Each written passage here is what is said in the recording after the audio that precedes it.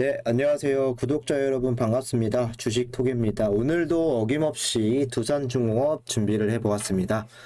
오늘 두산중공업의 움직임 어떻게 보셨나요? 반등을 쳐주려면 확실히 쳐주든지 아니면 더 뺄 거면 확 조정을 보여주든지 아직까지도 주가 방향성에 대해선 오리무중인 듯 보여집니다. 급할수록 돌아가라 라는 말이 있듯이 현재 구간 달려들기보다는 한 발짝 뒤에서 지켜보는 것도 필요하다 생각이 듭니다. 이럴 때일수록 급등과 급락이 더 쉽게 나올 수 있기 때문에 일희일비 하지 마시고 신중하게 대응하시는 게 중요할 것 같습니다. 금일 영상에서는 주가가 안정적으로 가기 위한 첫 번째 조건, 재무 상태와 실적에 대해서 이야기를 해볼까 하는데요. 주말 동안에 쉬어가면서 제 영상 참고하시면 좋을 것 같습니다. 영상 찍을 때마다 말씀을 드리지만 두산중공업 내년까지도 지켜볼 예정입니다. 관심 있으신 분들이나 중장기 종목 선정하기 어렵다라고 하시는 분들은 필히 영상 끝까지 시청 부탁드리겠습니다. 구독과 좋아요는 저한테 큰 힘이 되고요. 제가 나아가고자 하는 방향, 소통하는 방송인 만큼 지금처럼 궁금하시거나 두중에 대해서 이야기하고 싶은 내용들이 있다면 댓글로 많이 남겨주세요. 좋은 댓글도 많이 달아주셨는데 제 영상을 보시는 모든 분들이 조금이라도 좀 도움이 되셨으면 좋을 것 같고 멘탈 잡고 길게 가져가는 방향으로 두중 끌고 갈 생각이니 지속적으로 많은 관심 부탁드리도록 하겠습니다. 그럼 구독, 좋아요 눌러주셨으면 영상 시작을 해보도록 하겠습니다. 먼저 원전 관련주들 체크를 해볼 건데요.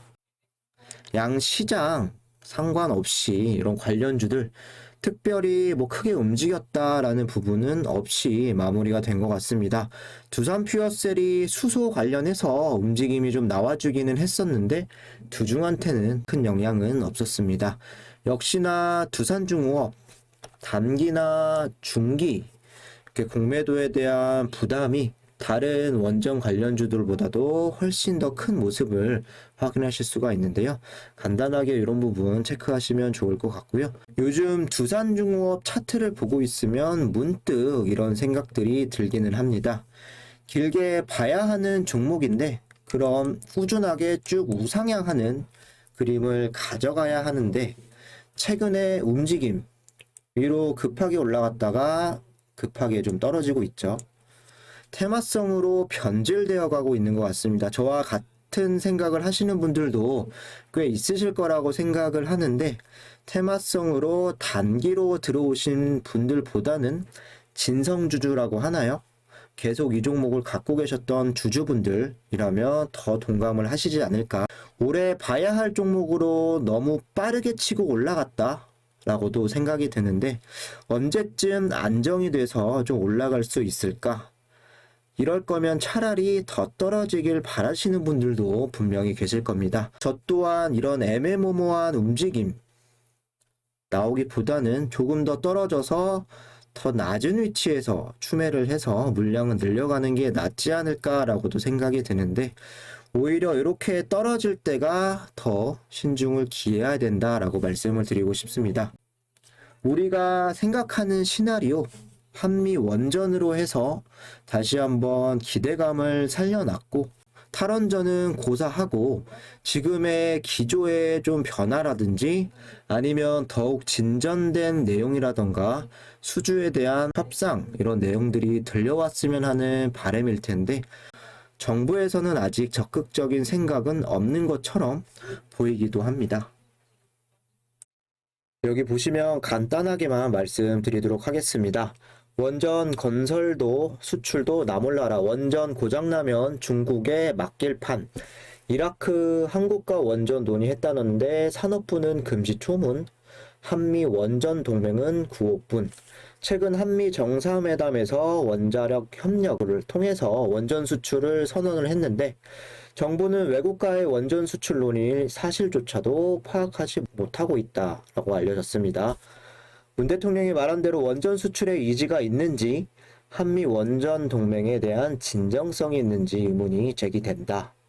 최근에 이라크 정부가 또 원전을 건설한다라고 해서 한국 정부와 원전 건설 문제를 논의했다라고 했고, 그리고 아랍에미리트에 건설된 한국 바라카 원전을 보고 올수록 하겠다. 뭐 한국 정부 관계자는 이렇게 좀 이야기까지 했다라고 하는데, 하지만 산업통상자원부는 이 보도에 대해 금시초문이라고 반응을 했다. 다른 부서에서 그런 논의를 했는지 경위를 파악 중이고, 수출 부서인 산업부가 자기들은 모르는 일이라고 부인을 한 것이다. 도대체 원전 수출에 관심이 있기나 한 거냐 비판이 제기되었는데요. 정부의 탈원전 정책으로 원전 업체의 2019년 매출액은 3년 전에 비해 29% 1조 5,750억이나 줄었다. 여기에 원전 6기 건설 백지화로 인해서 30조 원대의 잠재적 시장도 사라졌다. 국내 최대 원전 기업인 두산중공업은 작년에만 1000여 명이 명예퇴직을 했다. 그러면서 원전 기술과 노하우도 사라진 것이다. 이런 추세로 원전 산업 생태계가 붕괴가 되면 기존에 지어져 운영 중인 원전도 가동과 유지 보수가 힘들어진다. 원전을 한번 지으면 최소 40년, 길면 80년간 운영이 되는데, 이 최악의 경우 원전 가동 유지 보수를 위해 중국에서 부품을 들여오고 에너지 종속 국가가 되는 것이다 라고 나와 있죠. 뭐 오늘 뉴스도 이렇게 나왔었는데 신한울 1호기 운영 허가가 또 불발됐죠. 그래서 일단은 추후에 또 재상정을 하겠다 뭐 이런 뉴스도 있었습니다. 뭐 기사 내용을 100%다 믿을 건 못 되지만 일단 팩트, 정부에서 아직 적극적인 행보를 보이지 않는 건 사실인 것 같습니다. 국내 탈원전, 해외 원전 수출에 대한 기조, 단기간 안에 기대하기는 힘들 수 있을 것 같습니다.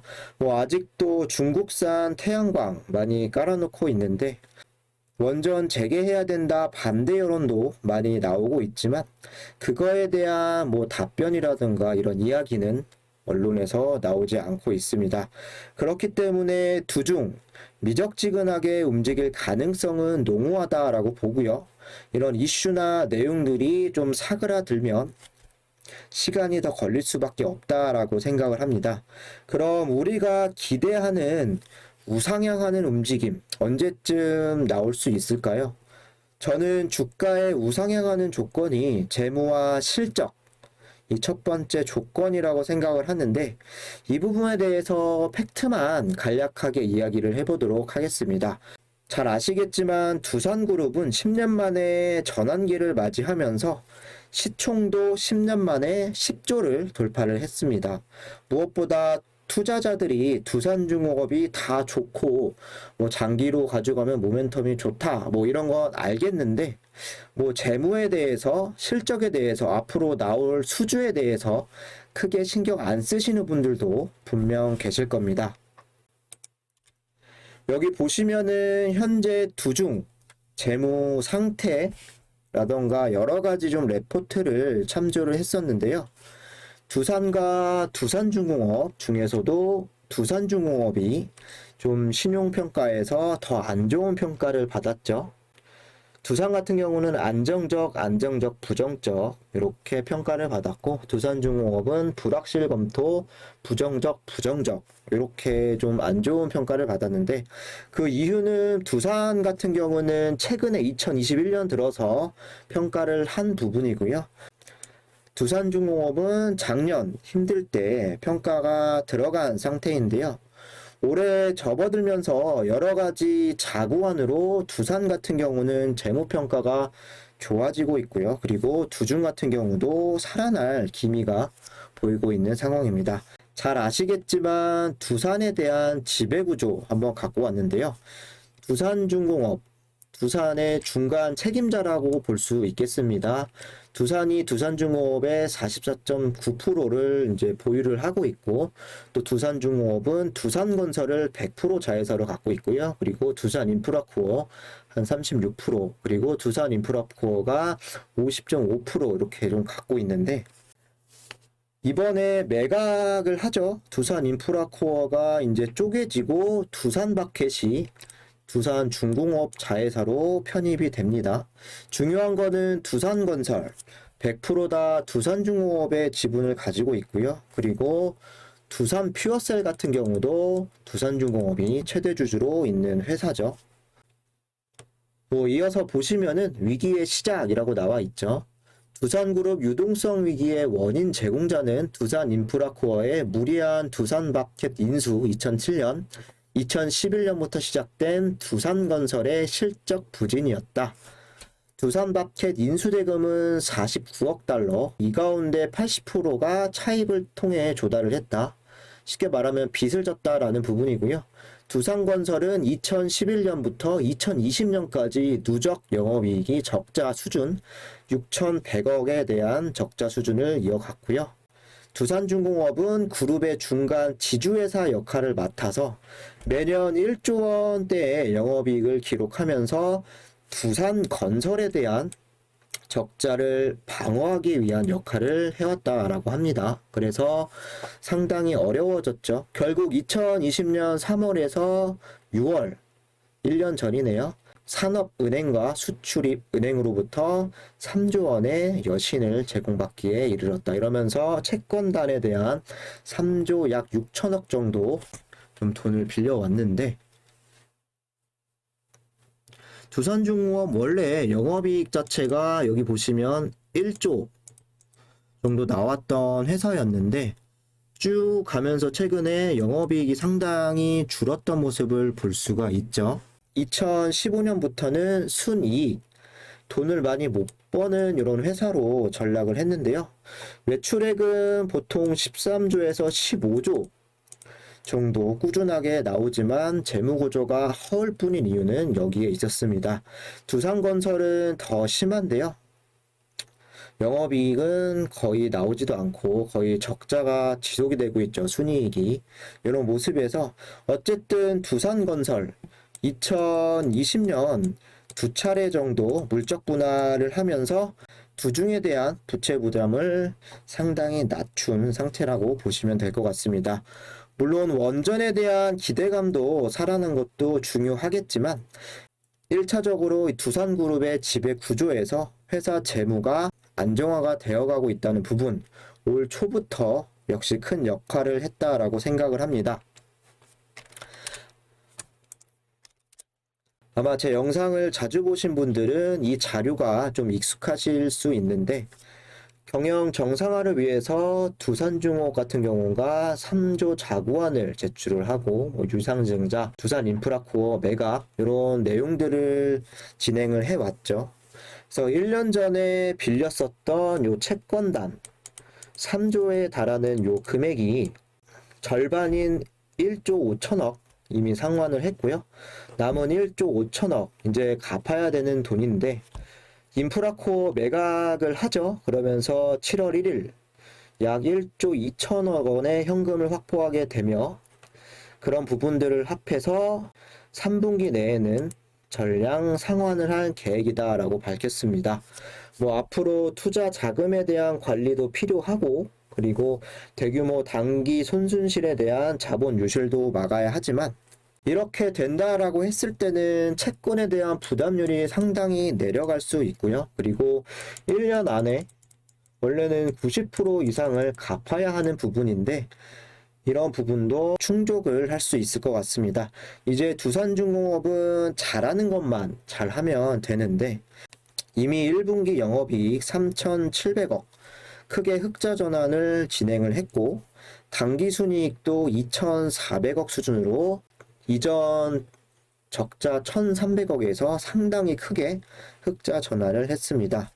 2021년 수주 잔고도 여기 보시면 이상 없이 진행이 된다라고 했을 때는 하반기 실적적으로 턴어라운드가 될 가능성이 또 제기가 되고 있는 상황이죠.